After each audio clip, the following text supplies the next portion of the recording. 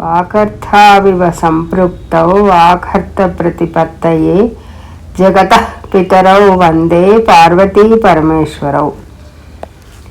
అంటే శబ్దము అర్థముల వలె నిత్య సంబంధము కలవారు లోకమునకు తల్లిదండ్రులకు పార్వతీ పరమేశ్వరులను శబ్దార్థములు చక్కగా తెలియుటకు నమస్కరింతును. క్వ సూర్యో ప్రభవో వంశః క్వ చ అల్ప విషయామతి తితీషిర్దుస్తరం మోహాత్ ఉడిపేనాస్మి సాగరం. అంటే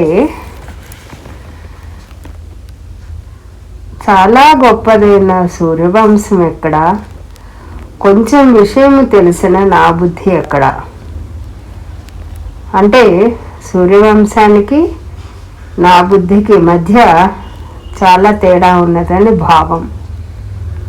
అజ్ఞానం చే దాటరాని సముద్రము ఒక తెప్పతో దాటదలుచుతున్నాను.